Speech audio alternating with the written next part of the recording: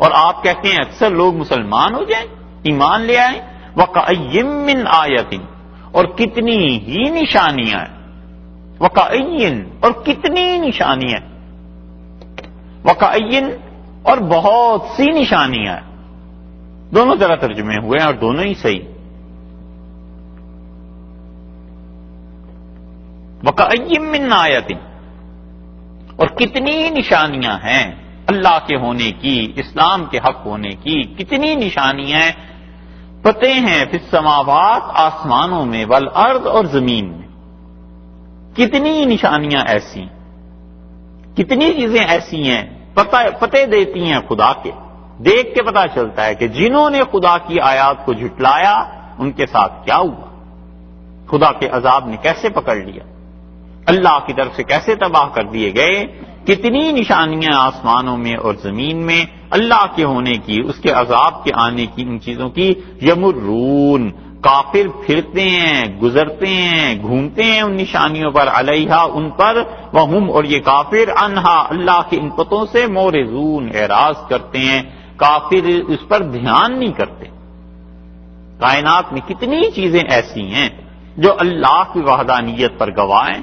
کائنات میں کتنی چیزیں ایسی ہیں جو اللہ تعالی کے صحیح سچائی دعوت اس کے حق ہونے پر گواہ ہیں. انبیاء علیہ الصلوۃ والسلام کی نبوت پر، جنہوں نے انبیاء علیہ السلام کی نافرمانی کی، اس نافرمانی پر گواہ ہیں کہ ان کمبختوں کے ساتھ کیا ہوا، خدا کا عذاب کیسے ان قوموں کے ساتھ آ گیا.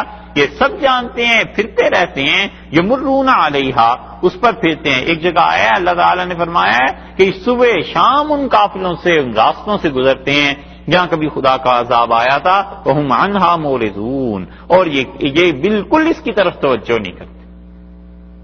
اللہ تعالیٰ انہیں دکھا دیتا ہے کہ نبوت کی مخالفت کا انجام کیا ہوا کرتا ہے. اللہ انہیں دکھا دیتا ہے کہ جو خدا کی توحید کو نہیں مانتے اور شرک میں مادی چیزوں پہ اپنے خداؤں پہ بھروسہ کرتے ہیں، وقت آنے پہ وہ سارے خدا غائب ہو جاتے ہیں اور ایک اکیلے اللہ ہی ہے جس اللہ کی پرستش اور عبادت وہ کرتے ہیں. پھر جا کر اور اسے اضطرار کی کیفیت میں پکارتے ہیں. فرعون جیسا آدمی آخری وقت میں کہتا ہے وہی، اس نے کہا میں ایمان لایا اس پہ، بنو اسرائیل کے پروردگار پہ. یہ سب چیزیں ان کے سامنے ہیں لیکن اس کے باوجود اللہ نے فرمایا ہے دھیان نہیں دیتے، غور نہیں کرتے. اس لیے آدمی بیدار مغزی کے ساتھ جیے،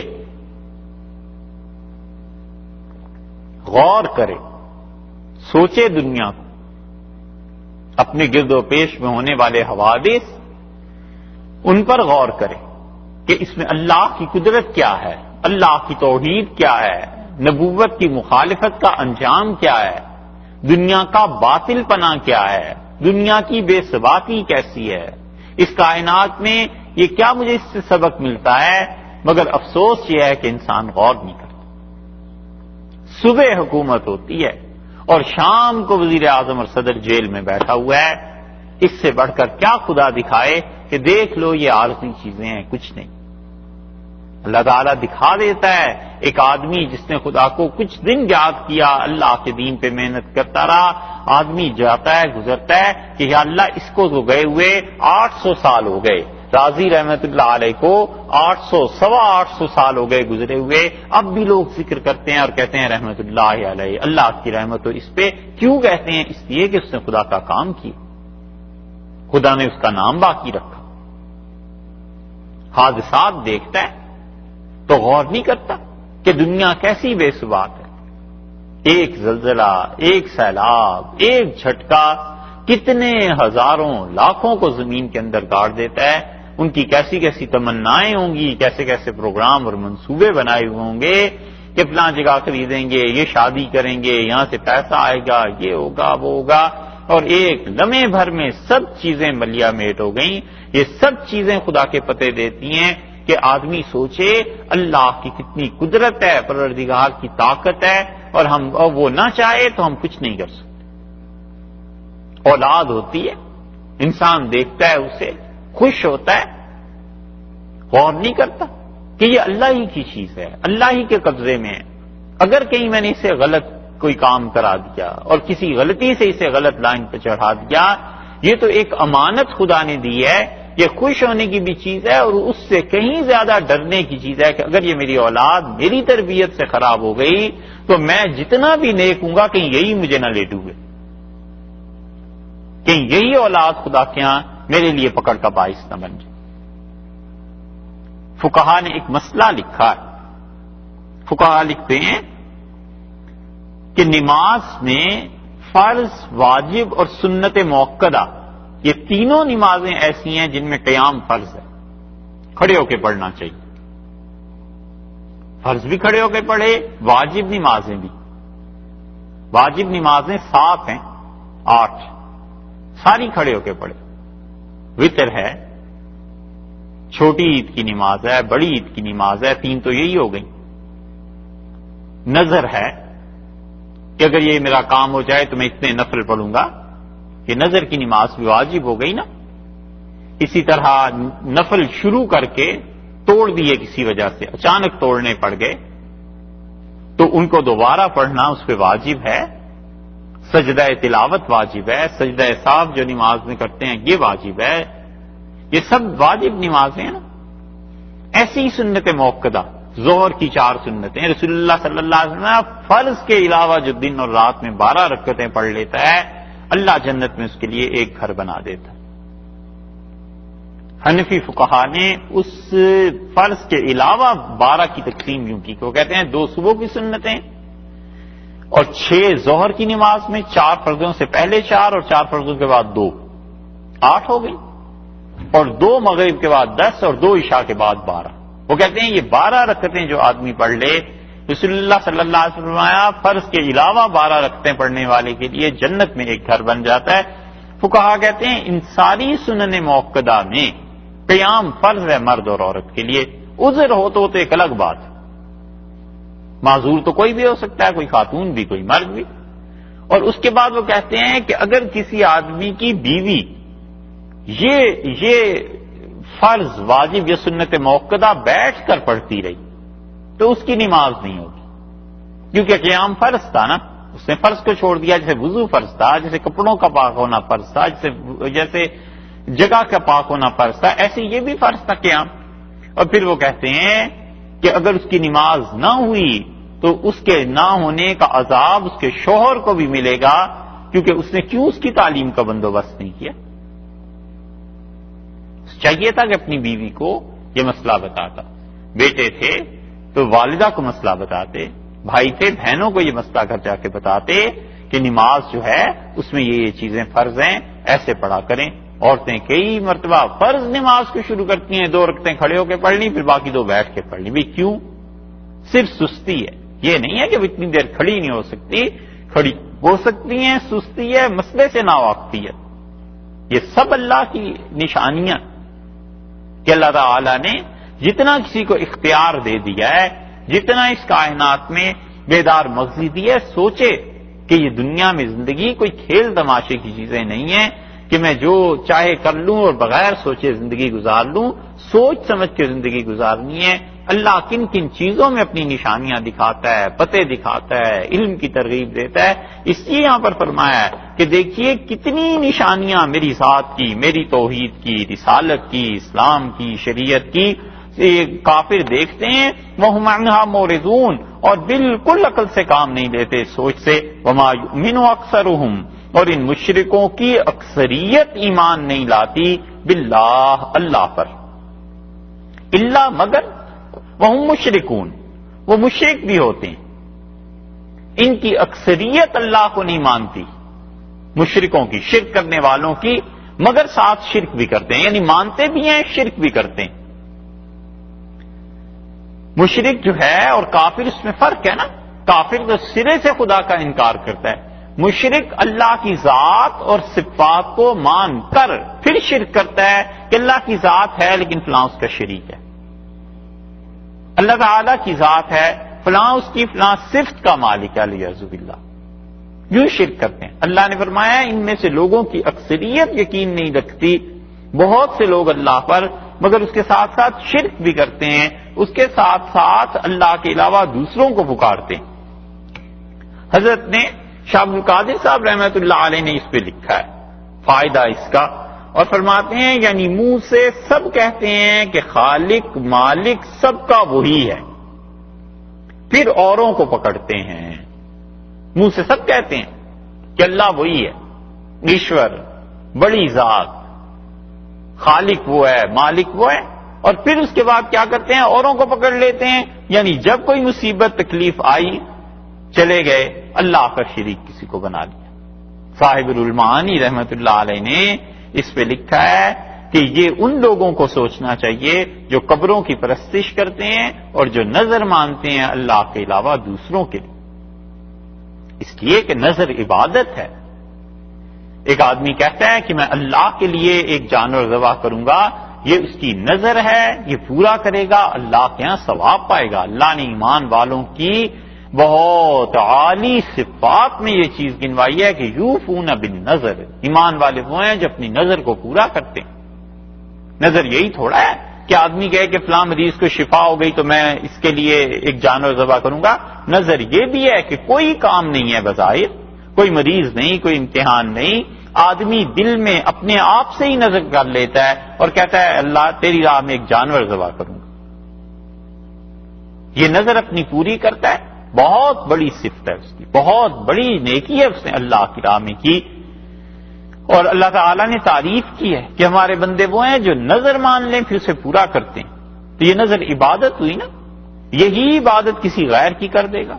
علیہ باللہ فلاں بزرگ کی نظر مان لیتا ہوں، اس کے نام پہ اس جانور کو شہرت مل گئی، تو اس لیے اللہ نے فرمایا ہے کہ لوگوں میں اکثر ایسے بھی تمہیں مل جائیں گے، کئی لوگ کہ اللہ پر ایمان رکھتے ہیں مگر اس کے ساتھ شرک بھی کرتے ہیں، اور یہ جہالت بہت زیادہ مسلمانوں میں بھی پائی جاتی ہے۔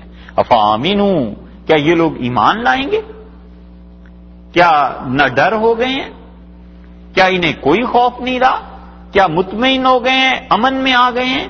انتافیہم، کہ ان پر آ جائے غاشیۃ، آفت، من عذاب اللہ، اللہ کے عذاب کی کوئی آفت۔ غاشیہ کہتے ہیں جو چیز گھیر لے، غشی اس لیے کہتے ہیں کہ آدمی کی عقل، ہوش، حواس گھیر لیے جاتے ہیں، غم اسے گھیر لیتا ہے، غم اس پہ غالب آ جاتا ہے، وہ آدمی بے ہوش ہو جاتا ہے، غشی طاری ہو گئی فلاں آدمی پہ، یعنی اس کے دماغ نے، عقل نے کام کرنا چھوڑ دیا اور وہ ہوش و حواس اس کے گم ہو گئے۔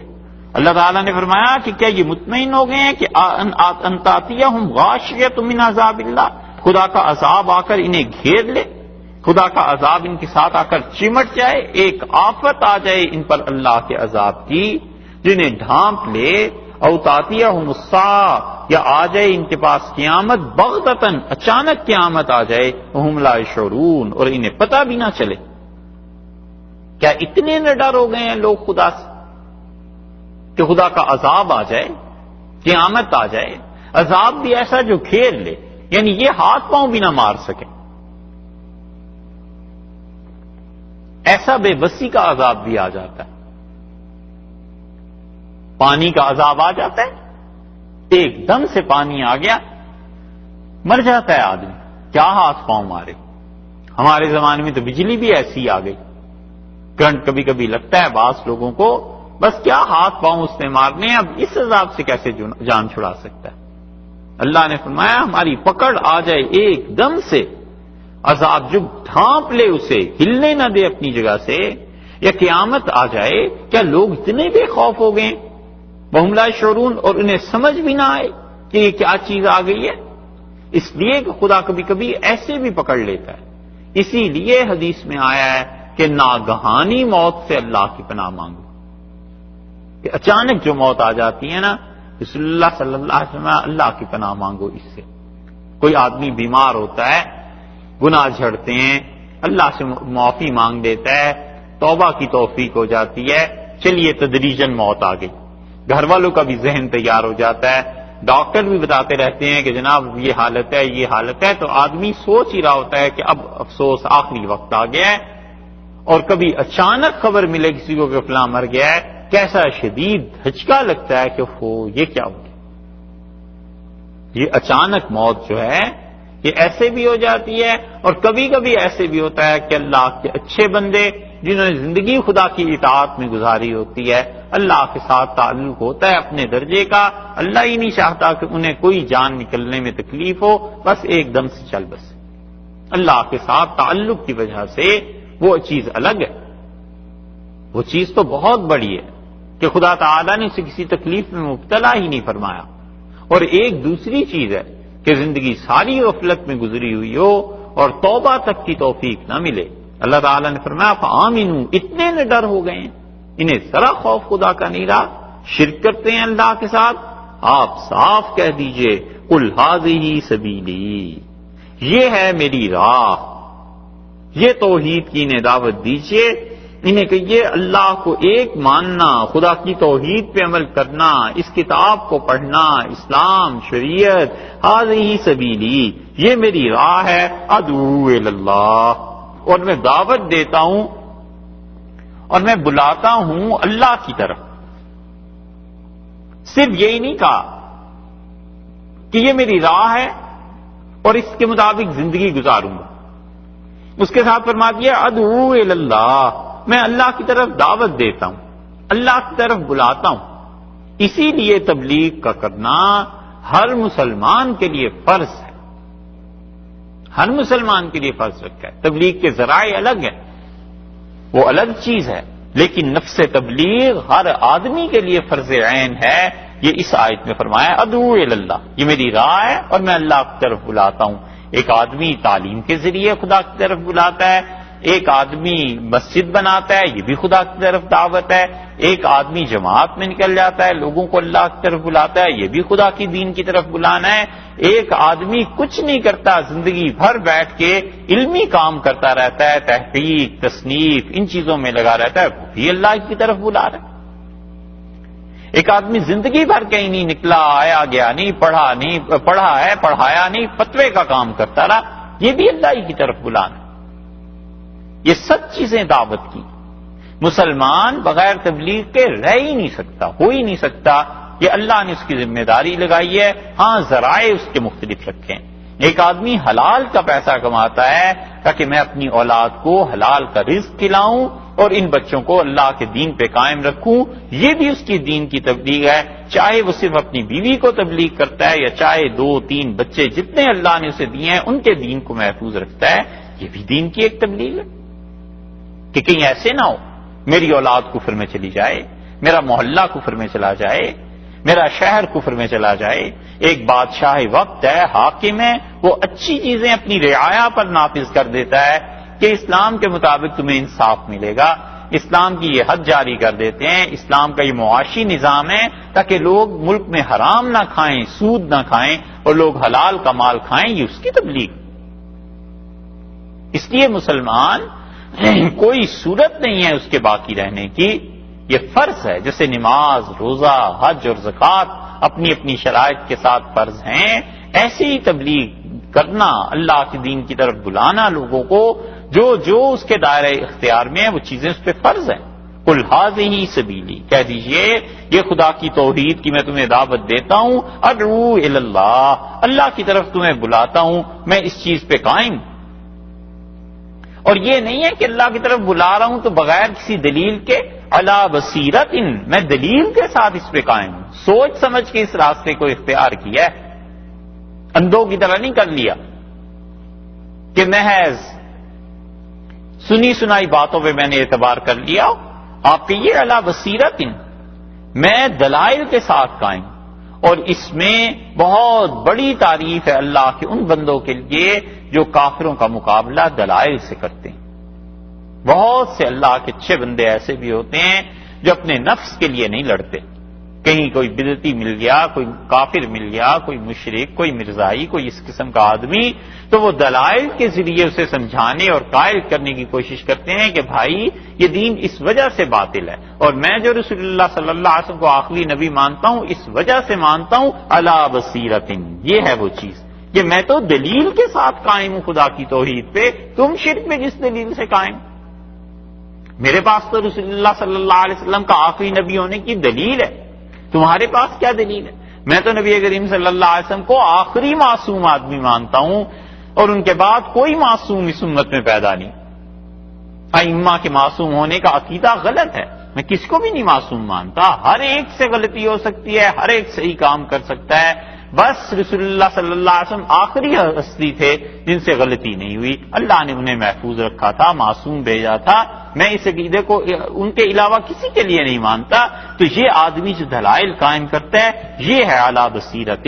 اس سے معلوم ہوتا ہے کہ جن لوگوں نے متکلمین ہیں جو اسلام میں، جو مناظرے کے لیے دلائل لکھتے ہیں، جو عیسائیت مثلاً پڑھتے ہیں، یہودیت پڑھتے ہیں، اور پھر مسلمان ہونے کو بتاتے ہیں کہ بھئی دیکھو تورات میں یہ آیا ہے، انجیل میں یہ آیا ہے، قرآن میں یہ آیا ہے، ہم اس وجہ سے اس چیز کو مانتے ہیں، اس وجہ سے اس چیز کو نہیں مانتے، یہ ان کی بہت بڑی صفت اللہ نے فرمائی ہے کہ حضرت یوسف علیہ السلام کے معاملے میں نبی کریم صلی اللہ علیہ وسلم کو بھی حکم ہوا کہ آپ فرمائیے کہ یہ خدا کی طرف دعوت دینا، اس پہ میں قائم ہوں، خدا کی توحید پہ نہ صرف قائم ہوں بلکہ میں پورے یقین کے ساتھ ڈٹ کے خدا کے دین کو پھیلاتا بھی ہوں، اور پھیلاتا بھی ایسے نہیں ہوں کہ میرے پاس دلیل نہیں، بالکل میں اچھی طرح مطمئن ہوں میرے پاس دلیل ہے اسلام کے حق ہونے کی، اللہ کے ایک ہونے کی، حضور اقدس صلی اللہ علیہ وسلم کی رسالت کی، قرآن کی اللہ کی کتاب ہونے کی، انا ومن اتبعنی، میں یہ کام کرتا ہوں۔ پہلے کہہ دیا تھا نا کہ یہ میری راہ ہے، اس کے باوجود انا کا لفظ لائے ہیں آخر پہ چل کے، یعنی یقیناً میں اسی پہ قائم ہوں، میں نے تو زندگی ایسے گزارنی ہے۔ ومن اتبعنی، اور جو میرے پیچھے چلنے والے ہیں، جو میری بات مان کے چلنے والے ہیں، ومن اتبعنی، جو میرے راستے پر ہیں وہ بھی اسی طرف چل رہے ہیں۔ یہ ہے بات کہ آدمی دیکھ لے جو اس کے ساتھ ہیں وہ اس کی راہ پہ چل رہے ہیں یا نہیں چل رہے، اگر وہ نہیں چل رہے تو اس کے ذمے ہے کہ انہیں سمجھاتا رہے، بتاتا رہے، تاکہ ان کو سمجھانے کے بعد اگر وہ ٹھیک نہیں ہوتے تو یہ اس عذاب سے چھوٹ جائے گا، اور اگر وہ ٹھیک راہ پر رہتے ہیں اسے اس کا ثواب ملے گا۔ صرف اپنا ہی نہیں کہا کہ میں، بلکہ جو میرے ساتھ ہیں چلتے ہیں ان کی بھی یہی مشن ہے، مقصد یہی ہے ان کی زندگی کا بھی کہ ہم خدا کی طرف لوگوں کو بلاتے رہیں گے دلائل کے ساتھ، انا ومن اتبعنی، اور جو بھی میرے پیچھے چلنے والے ہیں ہم سب اپنی بصیرت کی بنیاد پہ بربنائے بصیرت خدا کے دین کی دعوت دیتے رہیں گے۔ اس سے معلوم ہوتا ہے کہ جو آدمی دین کی تبلیغ کرے جس درجے میں علم بھی ساتھ ساتھ حاصل کرتے رہنا چاہیے تاکہ اپنے علم کی وجہ سے بھی خدا کی طرف دعوت دے۔ دلائل اس کے پاس بھی ہونے چاہیے، کئی مرتبہ ضرورت پیش آ جاتی ہے کسی دلیل کی بات کو دلیل سے سمجھانے کی، تو کچھ نہ کچھ علم یہ چیزیں حاصل کرتا رہے تاکہ خدا کے دین کی طرف آسانی سے بلایا جا سکے اور کہیں شیطان کو دخل اندازی کا موقع نہ ملے۔ وسبحان اللہ، اور آپ یہ بھی فرما دیجئے کہ اللہ کی ذات پاک ہے، وما انا من المشرکین، اور میں بالکل شرک نہیں کرتا، اللہ ہی کی ذات پاک ہے، باقی سب میں کوئی نہ کوئی عیب نقص یہ چیزیں ہوتی ہیں، مگر جو میری زندگی کا مشن ہے میں اس پہ کام کرتا رہوں گا۔ اللہ کی ذات پاک ہے اور میں بالکل شرک کرنے والوں میں سے نہیں، یعنی یہ دو ٹوک لفظ ہیں، صاف فیصلہ ہے کہ اگر تم چاہو کہ خدا کی توحید کے بارے میں کچھ لچک اختیار کر لوں، کوئی شرک کی راہ اختیار کر لوں، ہرگز میں شرک کی کسی رسم میں کسی چیز میں شرکت کرنے کو تیار نہیں۔ یہ جتنی مشرکین کی رسومات ہوتی ہیں کافروں کی، اس کی دو قسمیں ہیں۔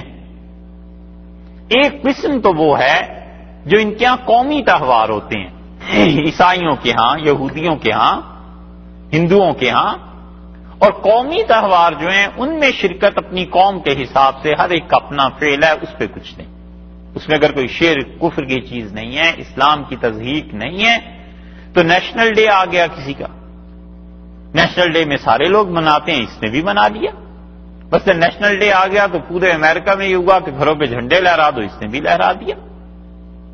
نیشنل ڈے آ گیا تو گورنمنٹ نے کہا جی آج چھٹی ہے، سب نے چھٹی منا لی۔ نیشنل ڈے میں سٹی میئر نے کہا جی آج دعوت ہے سب کی، یہاں آ کے کھانا کھاؤ، کھانا اگر حلال ہے، اطمینان ہے، صحیح ہے تو جا کے کھا لیا۔ یہ ان نیشنل ہالیڈیز کا یا ان چیزوں کا ہے جو کوئی بھی قوم مناتی، اور ایک وہ چیز ہے جس کا تعلق خالص مذہب سے ہے. اگر اس قوم کا کوئی مذہب ہے یا اس علاقے میں مذہب پایا جاتا ہے یا اس شہر میں مذہب پایا جاتا ہے، جیسے دیوالی ہے، اور کیا ہوتا ہے، ایک اور بھی ہوتی ہے ہندوؤں میں رسم، ہولی. ہولی ہے، دسہرا ہے، دسہرا اب بھی ہوتا ہے. یہ چیزیں اس کی حیثیت ان کی عبادت کی ہے، اس میں قطعاً شرکت نہ کریں، اس لیے کہ یہ شرک کی ترویج ہے، یہ شرک کو پھیلانے کی باتیں ہیں. حضرت محفوظ الرحمان گنج مراد آبادی رحمۃ اللہ علیہ بیعت کرتے تھے اور فرماتے تھے کہ ہولی دیوالی کچھ نہیں. حضرت علی میاں صاحب رحمۃ اللہ علیہ رائے بریلی میں بیعت فرماتے تھے اور کئی مرتبہ بیعت میں یہ جملے کے اضافے بھی فرمائے، اور ان پہ اتنی اللہ کی توحید غالب تھی، اتنی اللہ کی توحید غالب تھی کہ بیعت میں کئی مرتبہ ایسے ہوا، ہم نے دیکھا کہ وہ بیعت میں کہتے تھے کہ اس کا اقرار کرو کہ اللہ تعالیٰ ایک ہے، اور پھر اس کے بعد وہ تقریر شروع ہو جاتی تھی حضرت کی. فرماتے تھے اللہ اپنی ذات میں، صفات میں ایک ہے، بالکل اس کے ساتھ شریک نہیں کرنا، اور یہ سب شرک کرتے ہیں، یہ غلط کرتے ہیں، اور پھر پوری 5-7 منٹ کی تقریر کر کے اسے توحید کا مسئلہ سمجھاتے تھے. اتنا غلبہ ہو گیا تھا توحید کا. اور فرماتے تھے کہ ہولی دیوالی ان چیزوں میں بالکل شرک نہیں کرنی. بندے ماترم فرماتے تھے اسے نہیں گانا، نہ اپنی اولادوں کو سکھانا، اور انہیں بتانا کہ یہ شرک کے جملے ہیں، کفر کے جملے ہیں. تو جن قوموں میں مذہبی تہوار کی حیثیت باقی ہے، ان کے مذہبی تہوار میں قطعاً شرکت نہ کریں. عالمگیری میں لکھا ہے کہ اگر اپنے مذہبی تہوار میں کوئی کافر جانور ذبح کرتا ہے، گائے، بیل، کوئی چیز، تو وہ کہتے ہیں اس کے مذہب میں شرکت کرنا، اگرچہ اس دن ایک انڈا اسے خوشی میں دے دے تو بھی یہ کفر ہے. جانور تو دور کی بات ہے نا، اگر اس نے اس کے مذہب میں شرکت کے لیے انڈا بھی دے دیا اسے تحفے میں، خوشی میں، یہ شرک کی ترویج ہے، شرک کو رائج کرنا ہے. وہ کہتے ہیں کافر ہو جائے گا. یہ فقہا نے فتوے میں لکھا ہے.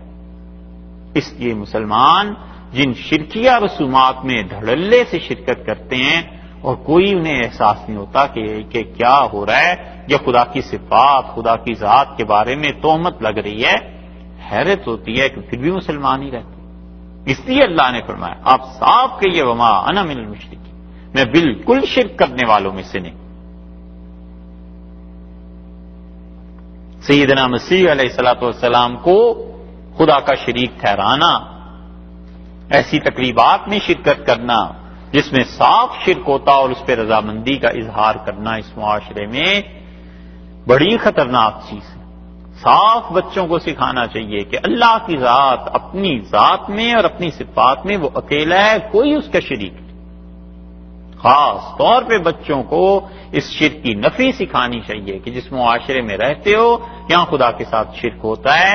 حضرت مسیح علیہ الصلوۃ والسلام کی ان کی والدہ ماجدہ علیہ الصلوۃ والسلام ان کو خدا کا شریک ٹھہراتے ہیں. ان چیزوں میں کبھی نہ جانا، اس کا اقرار نہ کرنا. اللہ نے کہا ہے آپ صاف کہیے سبحان اللہ، اللہ کی ذات پاک ہے. ایک جگہ آیا ہے کہ اما یقول الظالمون عدوا کبیرا، یہ ظالم جو کچھ خدا کے بارے میں کہتے ہیں خدا کی ذات بہت بلند و بالا ہے. اس فرمایا وما انا من المشرکین، ہرگز میں شرک کرنے والوں میں سے نہیں. آپ صاف ہی نہیں کہہ دیجیے وما ارسلنا من قبلک، اور ہم نے آپ سے پہلے کسی رسول کو نہیں بھیجا، کسی کو نہیں بھیجا الا رجالا، مگر ہم مردوں کو بھیجتے رہے. اس سے معلوم ہوا کہ جتنے بھی رسول آئے ہیں علیہ الصلوۃ والسلام سب کے سب مرد تھے، عورتوں میں نبوت نہیں چلی. اسی لیے ارشاد فرمایا وما ارسلنا من قبلک الا رجالا، ہم نے آپ سے پہلے جتنے انبیاء علیہ السلام بھیجے ہیں وہ سارے کے سارے مرد تھے، عورتیں نہیں تھیں. اور اس کی بہت حکمتیں، اس لیے کہ عورتیں دنیا جب سے پیدا ہوئی ہوگی شاید اس دور سے لے کے اب کے دور تک عورت ہمیشہ کمزور سمجھی گئی ہے. ہر معاشرے میں اس کی بات لوگ نہیں مانتے، نہیں سنتے. پھر اس کی اپنی خلقت، اس کی اپنی مجبوریاں بھی ہیں کہ وہ دین کی اس طرح دعوت نہیں دے سکتی، جا کر بات نہیں کر سکتی. اعصابی طور پر اس میں کمزوریاں پائی جاتی ہیں، بہت زیادہ مخالفت، یہ چیزیں اس کے لیے برداشت کرنا ممکن نہیں ہوتی، اس کی صحت خراب ہو جائے گی۔ پھر اسی طرح خواتین ہیں، شوہر، شادی، بچے، یہ سب چیزیں اس کو رسالت اور نبوت کے کام میں مانع ہو سکتی تھیں، اس لیے اللہ تعالیٰ نے کسی عورت کو بھی نبوت نہیں دی۔ اور اسی لیے رسول اللہ صلی اللہ علیہ وسلم نے عورتوں کو امامت کی اجازت بھی نہیں دی۔ جن احادیث میں یہ آیا ہے کہ رسول اللہ صلی اللہ علیہ وسلم نے کسی عورت کو کہا کہ تم اپنے گھر میں نماز پڑھا لیا کرو یا تم اپنے قبیلے میں نماز پڑھا لیا کرو، وہ پوری امت کے نزدیک منسوخ احادیث ہیں، کیونکہ رسول اللہ صلی اللہ علیہ وسلم نے وقتی طور پر اس کی اجازت دی تھی اسلام کے بالکل ابتدائی دور میں۔ جب اسلام جم گیا، لوگ میسر ہو گئے، لوگ امامت کے لیے میسر ہو گئے، تو پھر یہ اجازت منسوخ ہو گئی۔ یہ ایسے ہی ہے جیسے بہت سی احادیث میں رسول اللہ صلی اللہ علیہ وسلم نے کسی چیز کی اجازت دے دی، بعد میں آپ نے فرمایا آئندہ یہ نہیں ہے۔ مثلا حدیث میں آیا، آپ نے کہا گدھے کا گوشت اب تک کھاتے تھے تم، اور آج خیبر کے دن میں اسے حرام قرار دے رہا ہوں، منسوخ ہو گئی۔ کچھ لوگوں نے کہا کہ ہمارے قبیلے میں کوئی امام نہیں، آپ امام بھیج دیں۔ تو ایک صحابی رضی اللہ عنہ کہتے ہیں میں اس وقت بچہ تھا، تو میں نے امامت کرائی ان کی جا کے، اور صرف میں بچہ تھا، پتا تو کچھ تھا نہیں، صرف کرتا پہن دیا۔ جب سجدے میں گیا تو پیچھے ایک بوڑھی تھی، وہ ہنسنے لگی اور اس نے کہا کہ قبیلے والوں اپنے اس امام صاحب کو کپڑے ہی کم سے کم ڈھنگ کے پہنا لو، ننگے کی امامت میں نماز پڑھتے۔ اور کہتے ہیں پھر جب نماز پوری ہوئی تو انہوں نے مجھے ایک کرتا بنا کے دیا، ایک ساتھ اس کے شلوار یا کوئی چیز تھی، اتنا میں خوش ہوا کہ مجھے بالکل نئے کپڑے انہوں نے دیے تھے، بہت خوشی ہوئی، کپڑے پہننے کو میسر آئے۔ یہ ساری احادیث تو پچھلے زمانوں کی ہیں، جب تک مسلمان زیادہ نہیں تھے، تعداد زیادہ نہیں تھی، ایک ایک آدمی بڑا قیمتی سمجھا جاتا تھا۔ جب بہت لوگ ہو گئے، کثرت سے اسلام کی قبولیت ہو گئی، تو پھر کس نے اجازت دی ہے ایسے بچوں کو کہ جن کو کپڑے بھی پہننے نہ آتے ہوں وہ کسی کو نماز پڑھا دے؟ تو اس لیے جو لوگ عورتوں کی امامت پر استدلال کرتے ہیں کہ حدیث میں فلاں جگہ آیا ہے، حدیث میں آیا، بھائی وہ احادیث اس دور کی ہیں جس دور کے میں رسول اللہ صلی اللہ علیہ وسلم نے اجازت دی تھی، بعد میں احادیث یہ منسوخ ہو گئے۔ بہت بڑا علم ہے، اور ایسا علم چاہیے جو آدمی بھی صرف حدیث کو دیکھ کر فیصلہ کرنا جانتا ہو یا چاہتا ہو، اس کے لیے فرض اور واجب ہے دو چیزیں۔ اس کے لیے فرض ہے کہ اس باب کی ساری احادیث اس کے سامنے۔ مثلا حدیث میں آیا اللہ کی لعنت ہو ان عورتوں پہ جو قبروں کی زیارت کے لیے جاتی ہیں، قبروں پہ جاتی ہیں، قبرستان میں۔ اب ایک آدمی اس حدیث کو پڑھتا ہے اور کہتا ہے میں فتویٰ دوں رسول اللہ صلی اللہ علیہ وسلم اللہ کی لعنت ہو، لعن اللہ زوارات، کچھ ایسے الفاظ آئے، زائرات، اللہ کی لعنت ہو ان عورتوں پر جو جاتی ہیں قبروں کو دیکھنے کے لیے۔ اب اس کو کوئی یہ اجازت تھوڑی ہے کہ اٹھے اور لعنتیں بھیجنا شروع کر دے۔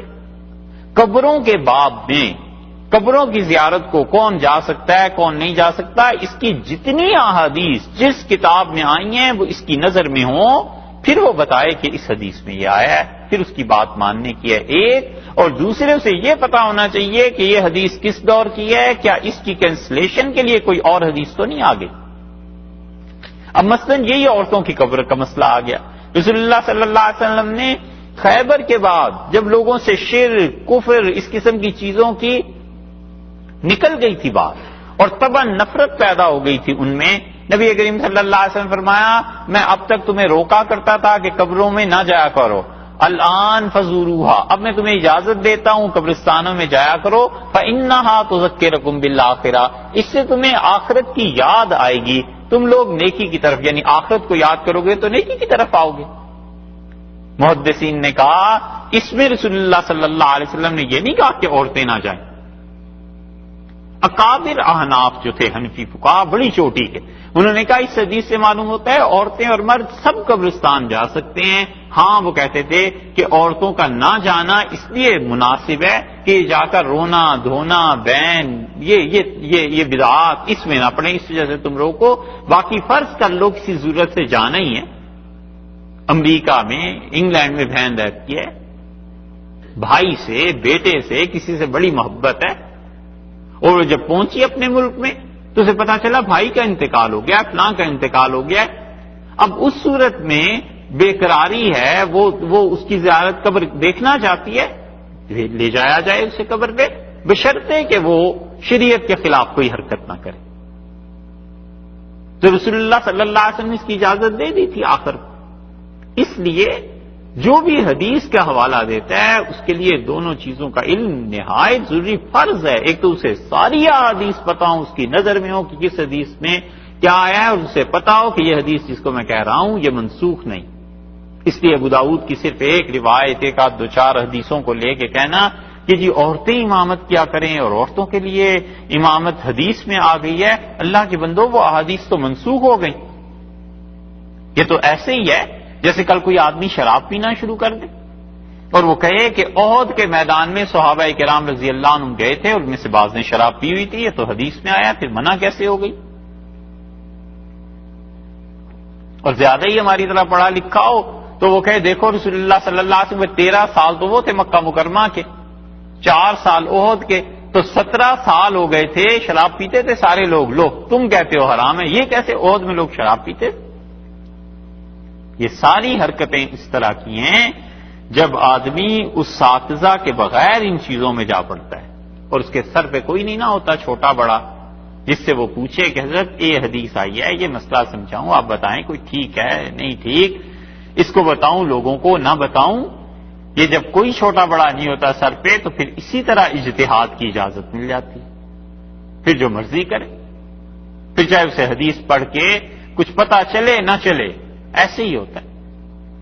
ابن جوزی رحمۃ اللہ علیہ نے لکھا ہے کہ ہمارے زمانے میں ایک صاحب تھے، وہ جب جمعے کی نماز پڑھتے تھے تو جمعے کی نماز کے بعد جا کر سر کے بال منڈا دیتے تھے۔ تو حلق یہی ہوتا ہے نا، حلق آیا ہے نا حج کے مسائل میں کہ حلق کرائے یعنی سر کے بال منڈوائے۔ ابن جوزی رحمۃ اللہ علیہ کہتے ہیں میں نے کئی بار دیکھا کہ نماز پڑھتا تھا، جا کے حجامت کراتا تھا، نماز پڑھتا تھا جمعے کی، تو میں نے اس سے ایک دن پوچھا کہ یہ تم کیوں حجامت کراتے ہو؟ تو انہوں نے کہا ابن جوزی وہ حدیث میں آیا ہے رسول اللہ صلی اللہ علیہ وسلم نے فرمایا جمعے کی نماز سے پہلے حلق نہ کرایا کرو، تو اس لیے میں جمعے کی نماز کے بعد کراتا ہوں۔ تو ابن جوزی کہتے ہیں میں نے اسے کہا اللہ کے بندے رسول اللہ صلی اللہ علیہ وسلم جمعے کی نماز سے پہلے حلقے نہ بنایا کرو، یعنی جمعے کی تیاری کرو، حلقے اگر بن گئے، ایک یہاں بیٹھا ہے 10 یہاں بیٹھے ہیں 5 یہاں بیٹھے ہیں، تو امام جب آئے گا نصیحت کرے گا تو لوگ زیادہ توجہ سے سنیں گے نہیں۔ تو حلقوں کا آیا ہے کہ جمعے سے پہلے حلقے نہ بنایا کرو، یہ تو نہیں آیا کہ حلق نہ کرایا کرو۔ تو سوچتا رہا کہ اس نے میرا شکریہ ادا کیا، اس نے کہا بڑے عرصے کے بعد اس حدیث کی سمجھ آئی۔ یہی چیزیں ہوتی ہیں، پھر جب خود سے ہی پڑھنا ہے اور فتوے دینے ہیں تو پھر یہی ہے۔ اللہ نے فرمایا وَمَا أَرْسَلْنَا مِن قَبْلِكَ إِلَّا رِجَالًا، اور آپ سے پہلے ہم نے کسی کو نہیں بھیجا رسول علیہ الصلوۃ والسلام بنا کر الا رجالا مگر مرد تھے، نوحی الیہم، اور ان کی طرف ہم نے وحی کی، ہم بھیجتے تھے حکم ان کو، وحی کرتے تھے من اہل القری، اور دوسری بات یہ فرما دی کہ من اہل القری وہ شہروں میں رہنے والے تھے۔ اس سے معلوم ہوا کہ دیہات کے کسی آدمی کو بھی نبوت نہیں دی گئی، کیونکہ دیہات میں تعلیم کے امکانات کم ہوتے ہیں، صحیح بات پہنچنے کے امکانات کم ہوتے ہیں، اسی لیے جمعہ اور عید ان دونوں کی نمازوں میں مجمع ہوتے تھے بڑے بڑے۔ اب تو اتنے وہ آ گئی نا چیزیں لاؤڈ سپیکر وغیرہ، تو وہ مجمع بڑے بڑے ہوتے تھے، اور اس زمانے میں سنت پر بھی لوگ عمل کرتے تھے۔ اب تو عیدیں پڑھنے لگے ہیں مسجدوں میں، سبحان اللہ، اور جمعے کی نماز جتنی مسجدیں ہیں اتنے ہی جمعے ہو گئے، پہلے ایسے نہیں ہوتا تھا۔ شہر میں 2 4 5 7 جگہ پہ جمعہ ہوتا تھا جو بڑی مسجد کہلاتی تھی جامع مسجد، اور عید تو مسلمان پڑھتے ہی تھے ہمیشہ گراؤنڈز میں جا کے۔ رسول اللہ صلی اللہ علیہ وسلم کی اصل سنت یہی ہے۔ نبی کریم صلی اللہ علیہ وسلم نے مدینہ منورہ میں 2 مرتبہ بارش کی وجہ سے عید پڑھی تھی مسجد نبوی میں، کیونکہ جواز بھی تھا، جائزت بھی ہے، ہم نہیں کہتے، لیکن اصل سنت یہ ہے کہ گراؤنڈز میں جا کے عید پڑھی جائے، بڑے کھلے میدان میں۔ رسول اللہ صلی اللہ علیہ وسلم سے یہی ثابت ہے، یہی ہوتا تھا۔ تو اس زمانے میں جب یہ لاؤڈ سپیکر یہ چیزیں نہیں ہوتی تھی تو بہت دور دور سے گاؤں سے دیہات سے لوگ جمعہ پڑھنے کے لیے آتے تھے، عید پڑھنے کے لیے آتے تھے۔ فقہا نے کہا مجمع جب زیادہ ہو تو امام سجدہ سہو نہ کرے، کیونکہ جو گاؤں والے ہیں دیہات والے ممکن ہے کسی آدمی کو سجدہ سہو کا نہ پتا ہو کہ کیا چیز ہو رہی ہے، امام نے رکعت کے سجدے کیے ہیں یا کون سے سجدے وہ کر رہا ہے، تو اس کو دین کے بارے میں کچھ غلط فہمی نہ ہو جائے۔ وہ کہتے تھے جمعے کی نماز میں اور عید کی نماز میں سجدہ سہو معاف ہے امام، لوگوں کی وجہ سے۔ لیکن اب تو مسئلہ نہیں رہا، اس وجہ سے کہ اب تو لاؤڈ سپیکر پہ آواز سب جگہ پہنچ جاتی ہے۔ تو یہ دیکھیے، اس لیے اللہ تعالیٰ نے فرمایا کہ ہم نے ایک تو مرد بھیجے اور دوسرے ارشاد فرمایا کہ ہم نے شہروں میں بھیجے، کیونکہ شہروں میں ترقی، تمدن، دین کا سیکھنا، مسائل کا معلوم کرنا، یہ سب چیزیں ہوتی تھیں۔ افلم یسیروا فی الارض، کیا یہ لوگ زمین پر گھومے نہیں ہیں، چلے پھرے نہیں ہیں؟ فینظروا، سو یہ لوگ غور کرتے، دیکھتے، کیفا، کیا ہوا، کان عاقبۃ الذین، ان لوگوں کی عاقبت، من قبلہم، جو ان سے پہلے تھے۔ جو لوگ ان سے پہلے تھے اس دنیا میں ان کی عاقبت کا کیا ہوا؟ وَلَدَارُ الْآخِرَةِ، اور آخرت کا گھر، خَيْرٌ لِّلَّذِينَ اتَّقَوْا، بہت اچھا ہے ان لوگوں کے لیے جو متقی ہیں۔ افلا تعقلون، کیا تم سمجھتے نہیں ہو اس بات کو؟ دیکھو تو جو تم سے پہلے تھے ان کا کیا ہوا اس دنیا میں، جن قوموں نے کفر کیا، شرک کمایا، وہ کتنے دن چلے، اور جو اللہ کو یاد کرنے والے تھے ان کا کیا ہوا؟ بڑی بڑی چیزیں ہیں، انسان سوچے۔ جن لوگوں نے چند دن اللہ کا اخلاص سے نام لیا، اللہ کے دین کے لیے کام کیا، محنت کی، صدہا سال، سینکڑوں برس گزر گئے، اب بھی ہم نام لیتے ہیں تو کہتے ہیں رحمت اللہ علیہ، امام ابو حنیفہ، شافعی، مالک، احمد ابن حنبل، فلاں فلاں رحمہ اللہ، اب بھی ہم رحمت کی دعا کرتے ہیں۔ اور ان کے زمانے کے عباسی حکمران اور اموی حکمران اور مروان اور اس کی اولاد اور کون کون، اور عباسیوں کے خلفاء، ہارون الرشید، مامون الرشید، اتنی سلطنت اور سب کچھ، کون پوچھتا ہے ہارون الرشید رحمت اللہ علیہ کون کہتا ہے اور مامون الرشید کو کون رحمت اللہ علیہ کہتا ہے؟ اس لیے جو لوگ چند دن بھی اللہ کا نام اخلاص سے لیتے رہتے ہیں، اللہ کا کام کرتے رہتے ہیں، لوگ 10 مرتبہ کہتے ہیں صاحب یہاں آ جائیے، یہاں آ جائیے، اور وہ کیا ہے؟ وہ برکت ہے اللہ کا نام چند دن لینے سے، اللہ کا نام، اللہ کو یاد کرنے سے، اور حکومتیں کتنی بھی بڑی کیوں نہ ہو، بہرحال مٹ جانے والی چیزیں ہیں، ختم ہو جانے والی۔ ہم دلی گئے تو دہلی میں ہمایوں کے مزار پر گئے، اس روڈ ہے بیچ میں، ایک طرف حضرت نظام الدین اولیاء رحمۃ اللہ علیہ کی قبر ہے، اسے کراس کر لیں تو سامنے ہمایوں بادشاہ کی قبر ہے۔ یہ ہے کوئی ہے؟ ایسے ہی ہے نا، تھوڑا سا ہی فاصلہ ہے۔ تو حضرت نظام الدین اولیاء رحمۃ اللہ علیہ کی قبر پہ دیکھا، غلط تھا صحیح تھا وہ ایک الگ مسئلہ ہے، لیکن مستقل لنگر لگے ہوئے، ایک آدمی آتا ہے تنور عرض کہتا ہے 100 آدمیوں کو کھانا کھلا دو، 50 کو کھانا کھلا دو، سینکڑوں نہیں، دن بھر دیکھا ہزاروں آدمی کھانا کھا رہے ہیں، درگاہ کے اندر بھی باہر بھی، دیگیں بھی آ رہی ہیں، سب کچھ۔ اور ہمایوں بادشاہ کی قبر پہ گئے تو وہاں ایک آدمی بیٹھا ہوا تھا، اس کے ساتھ کوئی خاتون تھی، ایک بلی پھر رہی تھی، اور یہ دونوں بیٹھ کے کھانا کھا رہے تھے۔ ہڈی انہوں نے پھینکی بلی کی طرف، 2-4 بلیاں اور آ گئیں۔ تو ہم نے سوچا، ہم نے کہا دیکھو کہاں وہ آدمی جس نے چند دن اللہ کا نام لیا ہے، اللہ کے لیے کام کیا ہے، ہزاروں اس کی قبر پہ بیٹھ کے کھا رہے ہیں، اور کہاں وہ جو بادشاہ تھا جس کی حکومت اور ایرانی اس کی بیوی اور کیا کچھ اس کے لیے میسر نہیں تھا، آج مزار پہ کوئی پوچھنے والا نہیں، کوئی دعا کرنے والا نہیں، کوئی فاتحہ پڑھنے والا نہیں. اور اس آدمی کو دیکھو کتنے ہی ہیں ایصال ثواب کرنے والے اور کتنے نام لینے والے، اور رحمت اللہ علیہ سے کم کوئی بات نہیں کرتا. یہی چیز اللہ نے فرمایا لوگ غور نہیں کرتے. کیف کان عاقبۃ الذین من قبلہم، جو ان سے پہلے تھے ان کا کیا انجام ہوا. ولدار الآخرۃ خیر للذین اتقوا، اور آخرت کا گھر متقی لوگوں کے لیے بہت اچھا ہے. افلا تعقلون، اس پہ غور نہیں کرتے، سوچتے نہیں ہیں کہ جس نے باقی سے تعلق رکھا، اللہ کی ذات جو باقی رہنے والی ہے وہ بقا کی صفت اللہ نے اپنے دوستوں میں بھی پیدا کر دی، اور جس نے فانی چیزوں سے تعلق رکھا اس فنا کی نحوست خود ان لوگوں میں بھی آ گئی، یہ بھی فانی ہو گئی. حتیٰ یہاں تک کہ کچھ ٹھہرے پھر اس آیت پہ بات کریں.